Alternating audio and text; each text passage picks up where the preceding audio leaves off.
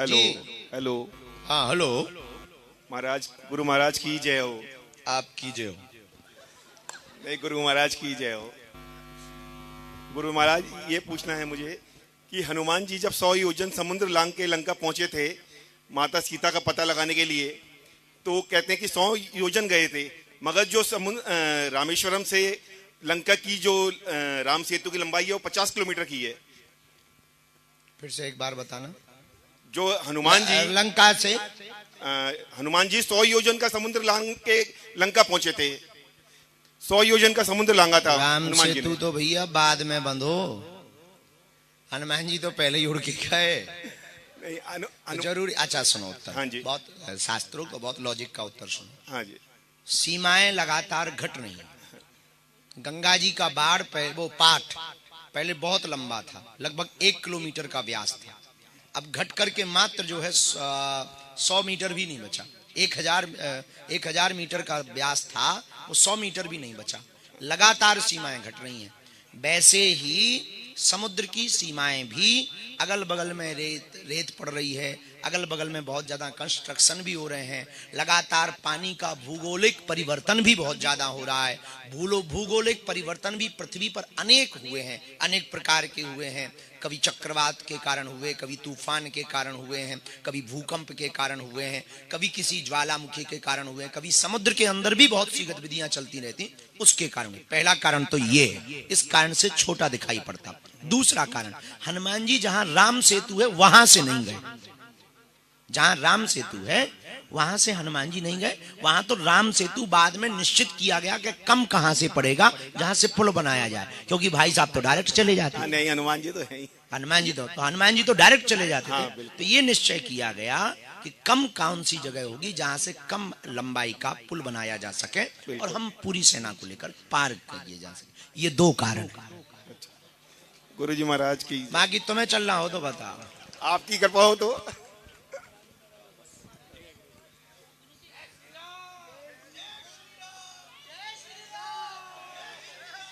हाँ जी, बहन जी को दे दीजिए भाई।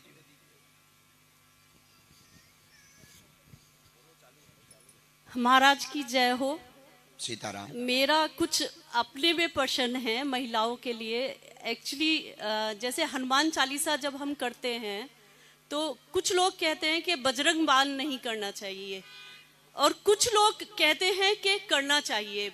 मैं असलियत में इसी बात को पूछने के लिए यहाँ पे आई हूँ। बहुत सुंदर प्रश्न है, ताली बजाओ। कहाँ से हो बहन? आप कहाँ से हो? जी मैं यही मेरठ से ही हूँ। ठीक है, उत्तर सुनो। हनुमान चालीसा सबको करने का अधिकार है। फिर बजरंग बाण पे आते हैं। हनुमान चालीसा करने का सबको अधिकार है। हनुमान चालीसा में ही लिखा, जो यह पढ़े। अब ये तो लिखा नहीं जो पुरुष पढ़े। जी। अगर केवल पुरुष के लिए होता तो स्पष्ट लिखा जाता जो पुरुष पढ़े, पर उन्होंने लिखा जो यह पढ़े। नाग गंधर्व किन्नर।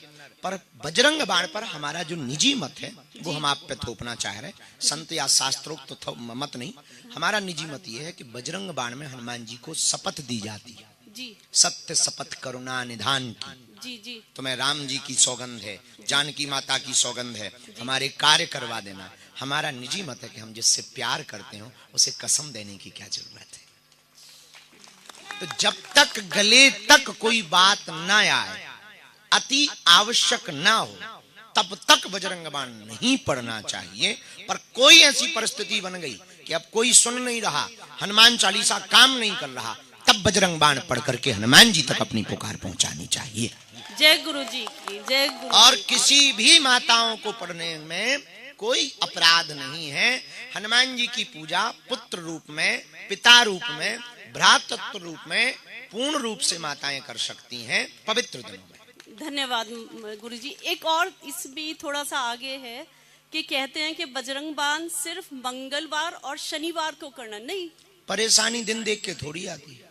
अच्छा। तो कभी भी आती है। जी जी।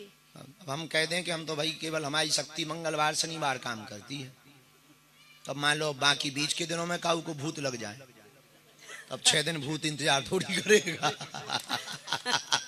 धन्यवाद गुरु जी। बहुत बहुत स्वागत।